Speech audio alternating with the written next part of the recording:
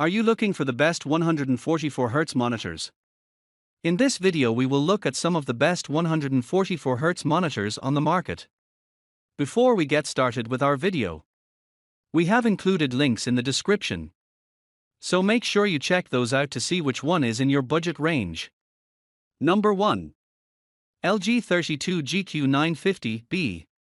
The best 144Hz monitor we've tested is the LG 32GQ950B.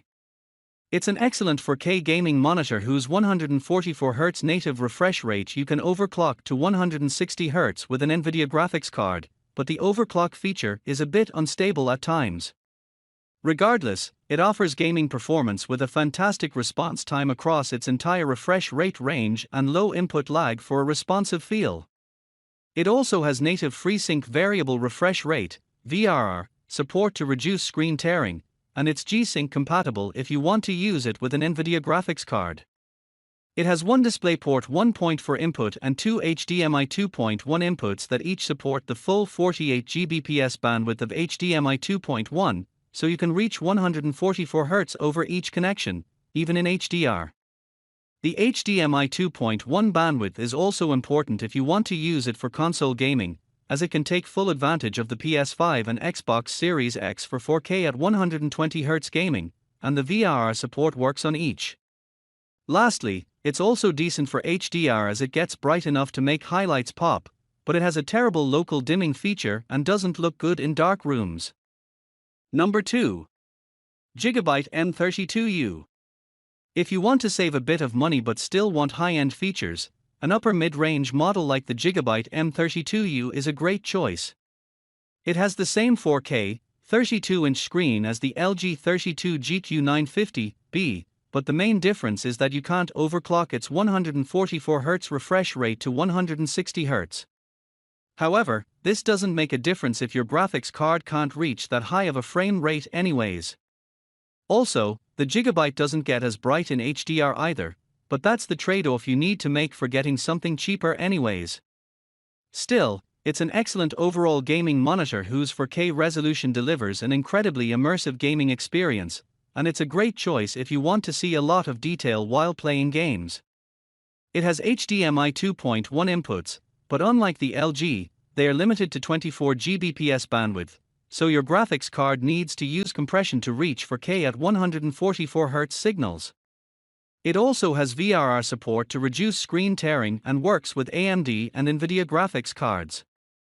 If you find the 32-inch screen too big, there's also a 28-inch model available, the Gigabyte M28U, which is essentially the same monitor but with worse ergonomics.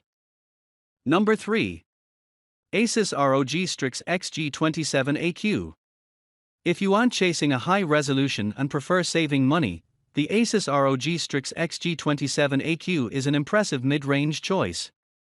While its 1440p resolution doesn't deliver sharp images like on the Gigabyte M32U, it also requires less bandwidth, so it's easier on your graphics card, and you don't need a high-end graphics card to game with it. Although its native refresh rate is 144Hz, you can also overclock it to 170Hz with a DisplayPort connection, and both FreeSync and G-Sync VRR work on it. However, because the monitor doesn't support HDMI 2.1 bandwidth, you can't take full advantage of the PS5 or Xbox Series X, but it can upscale 4K at 60Hz signals from those consoles. Its response time is excellent with high and low frame rates, so motion looks smooth even if the frame rate of your game drops. It also has low input lag across its entire refresh rate range. It has a few extra features, like a USB hub that lets you connect your peripherals, freeing up some ports on your PC, and its stand features excellent ergonomics, making it easy to place in an ideal viewing position. Number 4. HP X24i. If you want a simple and cheap 144Hz monitor, something like the HP X24i is a great choice. There are a few trade-offs for getting a cheaper monitor, and in this case, it has a smaller screen than the LG 27GN650B, so you see less of your game. However, it has a slightly higher pixel density, so the image clarity is decent and offers a great gaming experience.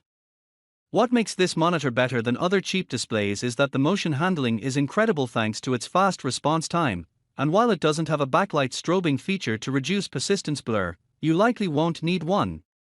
It has VRR support to reduce screen tearing and has low input lag across its entire refresh rate range for a responsive gaming experience. It's also a well-built display with okay ergonomics, but you can't swivel it if you need to turn the screen to show someone else. Luckily, it has wide viewing angles that make the image remain consistent from the sides, which is great if you're using it in a multi-monitor gaming setup and don't have it directly facing you.